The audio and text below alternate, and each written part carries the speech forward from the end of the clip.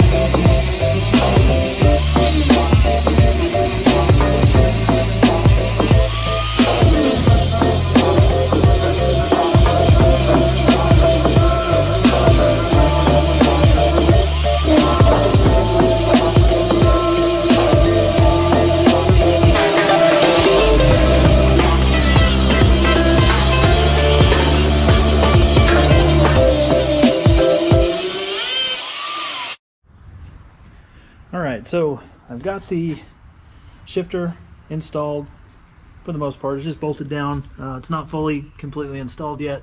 That's not a problem, but I like where it sets. You know, wasn't really a problem. I've got a pretty good idea of what I want to do with the brackets for the seats, so I'll be working on that. I got a really good design.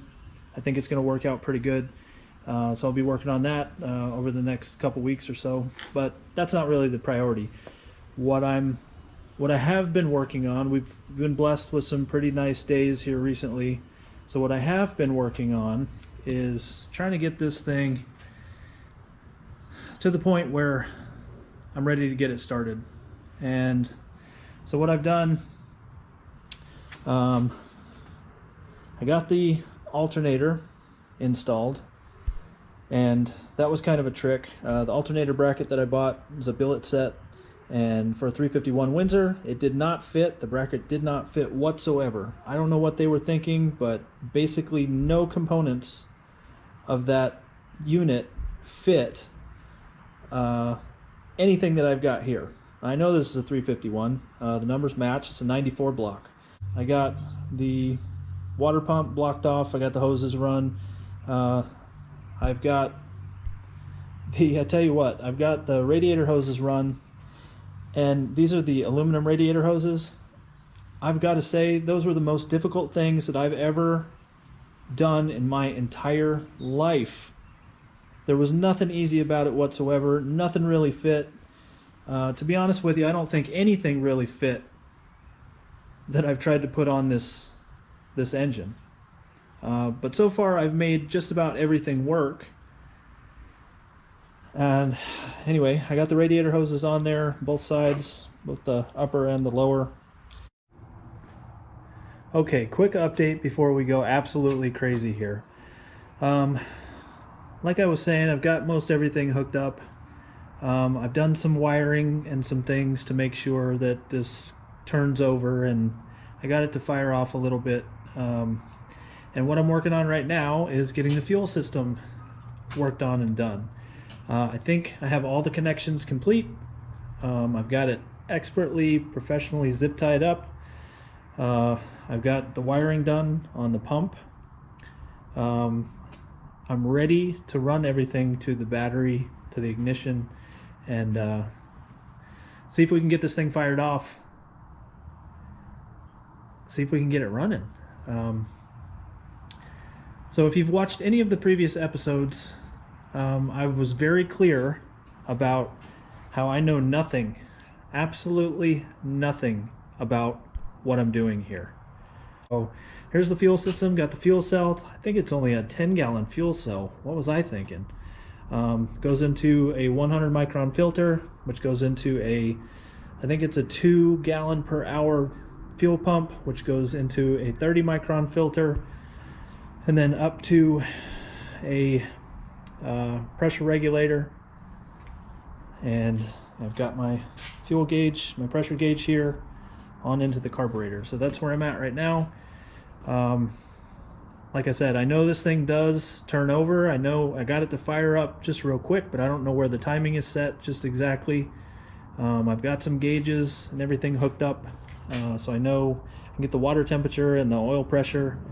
I use my oil pump primer tool 6000 and prime the oil pump, so I know I have plenty of oil flowing through the engine. I've got about 55 pounds of pressure flowing through the engine while it's cranking. Yeah, let's see if we can get this thing fired up. All right, well, I think I've got everything pretty much expertly rigged for the worst possible outcome. I think I've got everything hooked up, everything's ready to go. I got the electric fuel pump rigged to a toggle switch.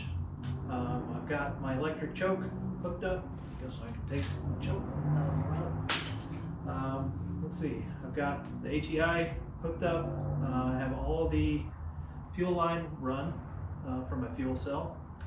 I think I've got everything clamped down as good as it's going to go. I've got antifreeze and water inside the radiator for the cooling system. I've got plenty of transmission fluid, oil. I think all we need is some gasoline. So let's get that in the fuel cell and we'll start pumping and we'll see what happens. I'm gonna try not to catch my garage on fire.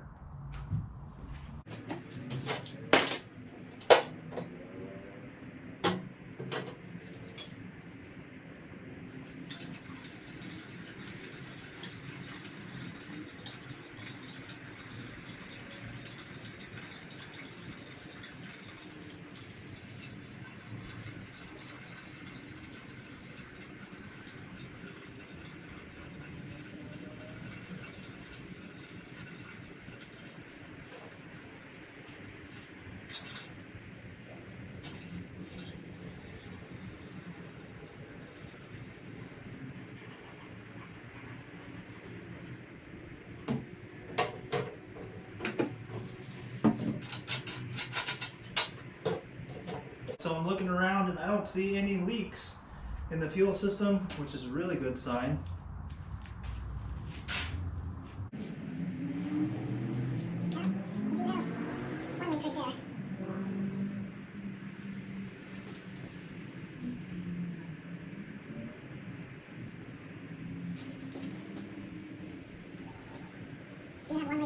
All right, so let's get this thing fired up.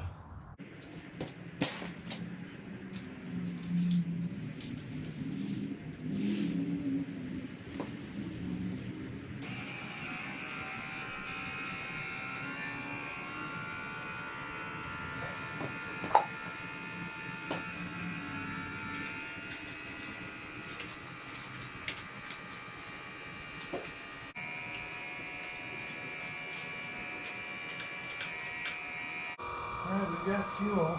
Let's see what happens.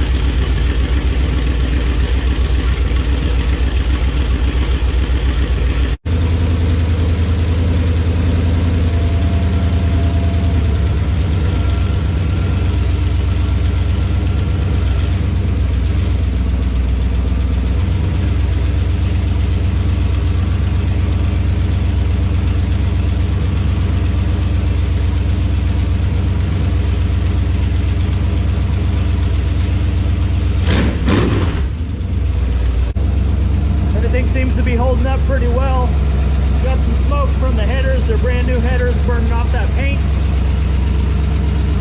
I think I got a little bit of an issue with the transmission, but we'll take a look at that pretty soon. I don't know what's going on with my fuel pressure gauge. It's not reading right. Finally getting some temperature in the engine. We're going to let it warm up a bit. You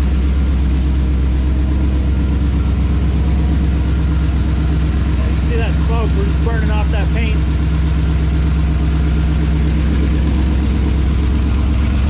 Right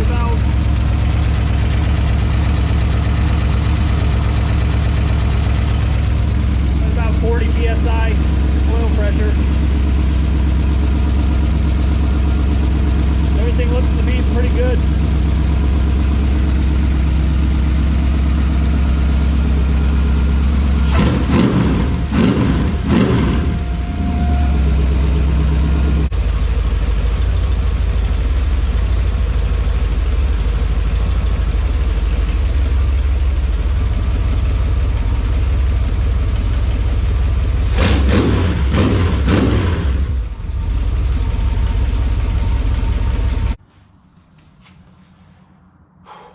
So there you have it. I finally got this thing running. I am just elated right now. With the exception of a couple leaks, everything went really, really well. I'm really pleasantly surprised. It's much more than I ever expected. So I'm just ecstatic. I want to take a moment to say thank you to all the people who have shown me support, for all the people who had my back and told me that I could do this. I really appreciate everything that you've done, everything that you've said. Thank you so much for having my back. I also want to thank all the people who told me I couldn't do it. All the people who walked away. The people who told me that this was a waste of time and money. I thank you, because without you, I couldn't have done this. You helped motivate me to prove you wrong. So thank you very much. I've had some really dark times over the past several months. I've had some personal trials that have really knocked the feet right out from under me. Made me lose motivation in this project, and